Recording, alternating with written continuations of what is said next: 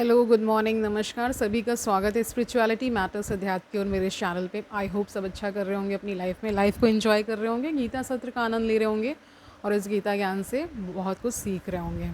तो आज बहुत ही शुभ दिन है, होली की बहुत बहुत सभी लोगों को शुभकामनाएँ। आपका ये दिन अच्छा रह जाए और ये ना भूलें कि हम क्या हैं, सतमार्गी हैं। तो हर फेस्टिवल को मनाना ज़रूर है, लेकिन उसके क्या उसका जो केंद्र भाव है, ये त्यौहार क्यों मनाया जाता है, उसको रख करके अपने अंदर वो सारे गुणों को विकसित करना है जिससे इस देश का, इस संसार का कल्याण हो। ठीक है, तो शुरू करते हैं आज का सेशन। बाकी के बचे हुए श्लोकों को कर लेंगे आज और ये अध्याय आज कंप्लीट हो जाएगा। फिर हम अध्याय 14 में प्रवेश कर जाएंगे, यानी 14वां अध्याय शुरू हो जाएगा। तो देखिए 31 देखिए, यदा भूत पृथक भावम एक स्थम अनुपश्यति तथा एव च विस्तारम ब्रह्म संपद्यते तदा। इसका अर्थ देखिए, जब विवेकवान व्यक्ति विभिन्न भौतिक शरीरों के कारण विभिन्न स्वरूपों को देखना बंद कर देता है और यह देखता है कि किस प्रकार से जीव सर्वत्र फैले हुए हैं, तो वह ब्रह्म बोध को प्राप्त होता है। इसका तात्पर्य देखिए, जब मनुष्य देखता है कि विभिन्न जीवों के शरीर उस जीव की विभिन्न इच्छाओं के कारण उत्पन्न हुए हैं और वे आत्मा से किसी तरह संबद्ध नहीं हैं, तो वह वास्तव में देखता है। यानी देखने के संबंध में भी बताया गया है कि जब आपको ये पता चल जाए कि जो सारी इच्छाएं हैं आपकी वो प्रकृतिजन है, कल हमने जाना था, ठीक है, और ये जो आत्मा है वो क्या है, निर्लेप है, उसको किसी से कह सकते हैं उसमें कोई गुण दोष नहीं है। अगर सारे गुण भी ले रहे हैं तो भी चल जाएगा, ठीक है, क्योंकि जब उसमें कोई हलचल ही नहीं है तो होने से ना होने से कोई मतलब ही नहीं है। तो वही यहाँ पे बताया जा रहा है, देहात्म बुद्धि के कारण हम किसी को देवता, किसी को मनुष्य, कुत्ता, बिल्ली आदि के रूप में देखते हैं। यह भौतिक दृष्टि है, वास्तविक दृष्टि नहीं है। यह भौतिक भेदभाव देहात्म बुद्धि के कारण है। भौतिक शरीर के विनाश के कारण कह रहे हैं कि भौतिक शरीर के विनाश के बाद आत्मा एक रहता है। यही आत्मा भौतिक प्रकृति के संपर्क से विभिन्न प्रकार के शरीर धारण करता है। समझ पा रहे? जब कोई इसे देख पाता है तो उसे आध्यात्मिक दृष्टि प्राप्त होती है। इस प्रकार जो मनुष्य, पशु, ऊंच नीच आदि के भेदभाव से मुक्त हो जाता है, उसकी चेतना शुद्ध हो जाती है और वह अपने आध्यात्मिक स्वरूप में कृष्ण भावनामृत विकसित करने में समर्थ होता है। तब वह वस्तुओं को जिस रूप में देखता है उसे अगले श्लोक में बताया गया है। तो 32वां श्लोक देखिए, अनादित्वात् निर्गुणत्वात् परम आत्मा अयम अव्ययः सरिष्ठः अपि कौन्ते न करोति न लिप्यते। इसका अर्थ देखिए, शाश्वत दृष्टि संपन्न लोग यह देख सकते हैं कि अविनाशी आत्मा दिव्य, शाश्वत तथा गुणों से अतीत है। हे अर्जुन, भौतिक शरीर के साथ संपर्क होते हुए भी आत्मा ना तो कुछ करता है और ना ही लिप्त होता है। ठीक है, अभी जो मैंने बताया था कि आत्मा कुछ भी नहीं करती। ठीक है, तात्पर्य देखिए, ऐसा प्रतीत होता है कि जीव उत्पन्न होता है क्योंकि भौतिक शरीर का जन्म होता है, लेकिन वास्तव में जीव शाश्वत है। तो क्या बता रहे हैं कि जीव को शाश्वत बताया गया है। और क्या बताया जा रहा है, वह उत्पन्न नहीं होता और शरीर में स्थिर रहकर भी वह दिव्य तथा शाश्वत रहता है। इस प्रकार वह विनष्ट नहीं किया जा सकता। यानी यहाँ पे साफ साफ कह दिया गया है कि आत्मा को विनष्ट नहीं कर सकते, और हम भी क्या हैं, उसी आत्मा का अंश हैं। यानी विविध शरीरों में वो जब संपर्क में आता है प्रकृति के, तो वो शरीर धारण कर लेता है। आपके कर्मों के अनुसार आपको शरीर मिलता है। ये पहले श्लोकों में हमने जान लिया था। वही बताया जा रहा है कि वह उत्पन्न नहीं होता और शरीर के में स्थित रहकर भी वह दिव्य तथा शाश्वत रहता है। इस प्रकार वह विनष्ट नहीं किया जा सकता। वह स्वभाव से आनंदमय है और किसी भौतिक कार्य में प्रवृत्त नहीं होता। अतएव भौतिक शरीरों के साथ उसका संपर्क होने से जो कार्य संपन्न होते हैं वे उसे लिप्त नहीं कर पाते। 33वां श्लोक देखिए, यथा सर्वगतम सौक्ष्म्यात् आकाशम न उपलिप्यते सर्वत अवस्थितः देहे तथा आत्मा न उपलिप्यते।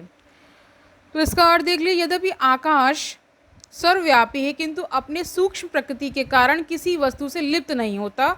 इसी तरह ब्रह्म दृष्टि में स्थित आत्मा शरीर में स्थित रहते हुए भी शरीर से लिप्त नहीं होता। तो यहाँ पे साफ साफ क्या उदाहरण दे दिया गया है, आकाश का उदाहरण दे दिया गया है, ठीक है, कि वो हर जगह होने के बावजूद भी किसी चीज़ में लिप्त नहीं होता, उसके प्रभाव में नहीं आता ना। इसका तात्पर्य देखिए, वायु जल कीचड़ मल तथा अन्य वस्तुओं में प्रवेश कर सकती है या करती है, फिर भी वह किसी वस्तु से लिप्त नहीं होती। इसी प्रकार से जीव विभिन्न प्रकार के शरीरों में स्थित होकर क्या करता है, अपनी सूक्ष्म प्रकृति के कारण उनसे पृथक बना रहता है। तो यहाँ पे साफ साफ बता दिया गया है कि जो आपका जो शरीर है, वो जीव जो है, जो भी हम कह रहे हैं ना, जैसे मान लीजिए पक्षी वाला जीव मिलता है तो उस प्रकार से वो आचरण करने लगता है, मनुष्य शरीर मिलता है, मनुष्य जीव मिलता है तो उस प्रकार वो आचरण करने लगता है। इसी प्रकार कह रहे हैं जीव विभिन्न प्रकार के शरीरों में स्थित होकर भी अपनी सूक्ष्म प्रकृति के कारण उनसे पृथक बना रहता है। अतः इन भौतिक आँखों से यह देख पाना असंभव है कि जीव किस प्रकार इस शरीर के संपर्क में है और शरीर के विनष्ट हो जाने पर वह उससे कैसे विलग हो जाता है, कोई भी विज्ञानी से निश्चित नहीं कर सकता। अब देखिए साफ साफ यहाँ बता दिया गया कि आत्मा इतनी सूक्ष्म है कि उसे आप नहीं देख सकते और ये भी नहीं देख सकते कि वो शरीर से किस प्रकार अटैच्ड है। अटैचमेंट का मतलब वो किस प्रकार, उसका अंदर का क्या सिस्टम है, वो आज तक कोई नहीं जान पाया है कि वो कैसे शरीर छोड़ती है तो फिर कैसे आत्मा जाती है, जब वो शरीर में रहती है तो किस प्रकार उसका रहता है, वो नहीं जाना जा सकता है, ठीक है, यही बताया गया है यहाँ पे। और कोई विज्ञानी से प्रूफ नहीं कर सकता है, कोई इसे आज तक इतने शोध हो चुके हैं, इसे कहते हैं कि केवल आध्यात्मिक अनुभूति के द्वारा जाना जाता है। जो भी आपको आध्यात्म एक्सपीरियंसेस होते हैं, बड़े बड़े जो आपके ज्ञानी हैं, मनीषी हैं, जो बहुत कठिन तपस्या करते हैं, सारी इच्छाओं को त्याग देते हैं, उनको शायद ये साक्षात्कार हो पाता है। 34 देखिए, यथा प्रकाश्यति एका कृत्सम लोकम इमं रवि क्षेत्रम क्षेत्री तथा कृत्सम प्रकाश्यति भारत, ठीक है। तो और देखिए इसका, हे भरतपुत्र, जिस प्रकार सूर्य अकेले इस सारे ब्रह्मांड को प्रकाशित करता है, उसी प्रकार शरीर के भीतर स्थित एक आत्मा सारे शरीर को चेतना से प्रकाशित करता है, ठीक है। इसका तात्पर्य देखिए, चेतना के संबंध में अनेक मत हैं। यहाँ पर भगवत गीता में सूर्य तथा धूप का उदाहरण दिया गया है। जिस प्रकार सूर्य एक स्थान पर स्थित होकर रहकर ब्रह्मांड को आलोकित करता है, उसी तरह आत्मा सूक्ष्म कण शरीर के हृदय में स्थित रहकर चेतना द्वारा सारे शरीर को आलोकित करता है। यहाँ पे आत्मा को पुल्लिंग ले लिया गया है, करता करता बार बार आ रहा है, तो समझ, उसका कोई जेंडर नहीं है, बट समझाने के लिए अब शब्दों में व्यक्त कर रहे हैं तो कुछ तो लेना ही पड़ेगा, ठीक है। तो वही बताया जा रहा है यहाँ पर। इस प्रकार चेतना ही आत्मा का प्रमाण है। जिस तरह धूप या प्रकाश सूर्य की उपस्थिति का प्रमाण होता है, जब शरीर में आत्मा वर्तमान रहता है यानी स्थित रहता है जब भी, तो सारे शरीर में चेतना रहती है, किंतु ज्यों ही शरीर से आत्मा चला जाता है त्यों ही चेतना लुप्त हो जाती। इसे बुद्धिमान व्यक्ति सुगमता से समझ सकता है। अतएव चेतना पदार्थ के संयोग से नहीं बनी होती, यह जीव का लक्षण है। जीव की चेतना यद्यपि गुणात्मक रूप से परम चेतना से अभिन्न है, किंतु परम नहीं है, क्योंकि एक शरीर की चेतना दूसरे शरीर से संबंधित नहीं होती। अब देखिए भगवान को, भगवान के अंश का मतलब बताया जा रहा है कि अभिन्न है, बट क्या बताया जा रहा है कि परम नहीं है। परम केवल प्रभु हैं। जहाँ परम शब्द आया तो वहाँ पे भगवान का ही कह सकते हैं कि भगवान के बारे में ही बताया जा रहा है, जैसे परमात्मा ना, परमात्मा जो है, ठीक है। आगे बढ़िए। लेकिन परमात्मा जो आत्मा के सखा रूप में समस्त शरीरों में स्थित हैं, समस्त शरीरों के प्रति सचेष्ट रहते हैं।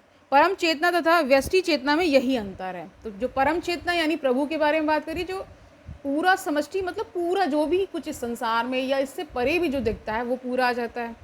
व्यष्टि मतलब इंडिविजुअल, एक विशेष व्यक्ति को कहा जाता है या एक एंटिटी को आप मान सकते हैं, ठीक है। 35वां श्लोक देखिए, क्षेत्र क्षेत्रज्ञो एवं अंतरम ज्ञान चक्षुषा भूत प्रकृति मोक्षम च ये विदु यान्ति ते परम। इसका अर्थ देखिए, जो लोग ज्ञान के चक्षुओं से शरीर तथा शरीर के ज्ञाता के अंतर को देखते हैं और भाव बंधन से मुक्ति की विधि को भी जानते हैं, उन्हें परम लक्ष्य प्राप्त होता है। इसका तात्पर्य देखिए, इस 13वें अध्याय का तात्पर्य यही है कि मनुष्य को शरीर के स्वामी तथा परमात्मा के अंतर को समझना चाहिए।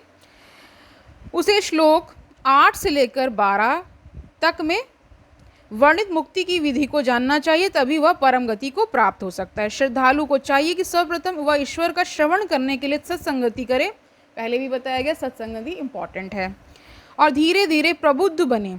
यदि गुरु स्वीकार कर लिया जाए तो पदार्थ तथा आत्मा के अंतर को समझा जा सकता है और वही अग्रिम आत्म साक्षात्कार के लिए शुभारंभ बन जाता है, यानी यहीं से आपकी शुरुआत हो जाती है। गुरु अनेक प्रकार के उपदेशों से अपने शिष्यों को देहात्म बुद्धि से मुक्त होने की शिक्षा देता है। उदाहरण के लिए समझिए, भगवत गीता में कृष्ण अर्जुन को भौतिक बातों से मुक्त होने के लिए शिक्षा देते हैं। मनुष्य या तो समझ सकता है कि यह शरीर पदार्थ है और इसे 24 तत्वों में विश्लेषित किया जा सकता है। शरीर स्थूल अभिव्यक्ति है और मन तथा मनोवैज्ञानिक प्रभाव सूक्ष्म अभिव्यक्ति। अब देखिए, शरीर क्या है? स्थूल है, इसे हम देख पा रहे हैं, मन को देख नहीं पाते, इसलिए उसको सूक्ष्म कहा गया है। ठीक है, जीवन के लक्षण इन्हीं तत्वों की अंतः क्रिया यानी विकार है, किंतु इनसे भी ऊपर आत्मा और परमात्मा है। आत्मा तथा परमात्मा दो हैं। यह भौतिक जगत आत्मा तथा 24 तत्वों के संयोग से कार्यशील है। लेकिन हमेशा ये बात जानते हुए हमेशा आपको ये याद रखना है कि जहाँ अद्वैत वेदांत की बात हो रही होगी तो वहाँ पे एक ही तत्व की बात होगी, ब्रह्म तत्व की। एक ही कहते हैं ना कि एक ब्रह्म है, बाकी सब क्या है? मिथ्या है। यानी कि मिथ्या का अर्थ यहाँ झूठ से नहीं लेना है आपको। मिथ्या का अर्थ है कि जैसा आपको दिख रहा है वैसा नहीं है। ठीक है, समझ पा रहे होंगे। पहले मैंने समझाया है इसके बारे में कि जब हम आध्यात्मिक ग्रंथ कोई उठाते हैं तो उसमें जो शब्दों का अर्थ है भिन्न हो जाता है। जो अन्य सांसारिक शब्दों में जो प्रचलन, उसका जो अर्थ है यानी जो प्रचलित अर्थ है, उससे भी कई बार विलग अर्थ होते हैं, क्योंकि वो गूढ़ ज्ञान की श्रेणी में आता है। जो भी ज्ञान आपको दिया जा रहा है वो बहुत ही गुह है, मतलब उसमें क्या है? बहुत गहराई है। जितना आप उसमें उतरते जाएंगे उतना आपको आनंद आता जाएगा। ठीक है, ये कहा जाता है।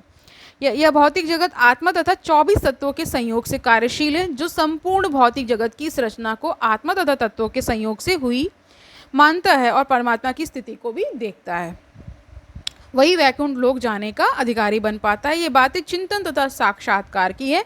मनुष्य को चाहिए कि गुरु की सहायता से इस अध्याय को भली भांति समझ लें। मैंने पहले भी बताया था जब ये अध्याय शुरुआत की थी इसकी, कि ये जो ज्ञान है प्रकृति, पुरुष तथा चेतना, ये बहुत ही गूढ़ ज्ञान है। इसमें गुरु की आवश्यकता होती, केवल जो अर्थों से या उसके शब्द के अर्थ को समझ लेने से नहीं, क्योंकि जो अनुभूतियों के द्वारा गुरु को वो जो कहते हैं ज्ञान मिलता है, वो एक अलग श्रेणी का ज्ञान है, वो सामान्य लोगों से परे हो जाते हैं।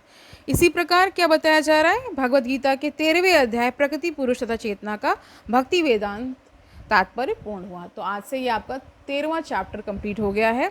अब हम चैप्टर 14 पे कल एंटर कर जाएंगे, जिसका शीर्षक क्या है? प्रकृति के 3 गुण। ठीक है, तो आज के लिए इतना ही रखते हैं। आई होप आज का सेशन आपके लिए कल्याणकारी रहा होगा, आपने गूढ़ अर्थों को जाना होगा। ठीक है, जितना आप समझ पाने में सक्षम। देखिए, इसमें एक बात और नोट करिए कि हर एक इंडिविजुअल, हर एक व्यक्ति की एक कह सकते हैं पात्रता है, यानी कि उसने अभी तक जितने कर्म किए हैं उस प्रकार ही उसका मन सब कुछ क्रियामान है ना।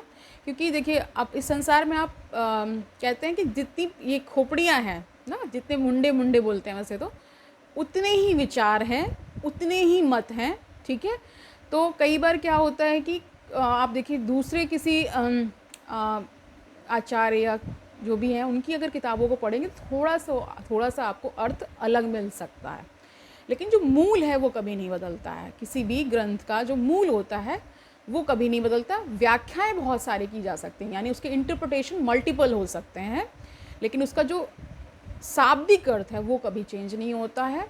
अब आप देखिए, मान लीजिए किसी भी शब्द का आप कितना विस्तारित वर्णन कर लें, ये तो इंडिविजुअल पर डिपेंड करता है। तो इसी तरह आध्यात्मिक ज्ञान के लिए भी कहा जाता है गुरु में भी भिन्नता होती है। मान लीजिए आपने समझा होगा, आप रामचरितमानस उठाएंगे, श्री रामचरितमानस को पढ़ेंगे तो उसमें राम को ब्रह्म बताया गया है। ठीक है, तो इसीलिए अंततः क्या कह दिया जाता है कि तत्व एक ही है, उसके रूप अनेक हो सकते हैं। तो आज का ज्ञान यहाँ तक ही, कल मिलते हैं। तब तक आनंद से रहिए, सुखपूर्वक अपना जीवन व्यतीत करिए।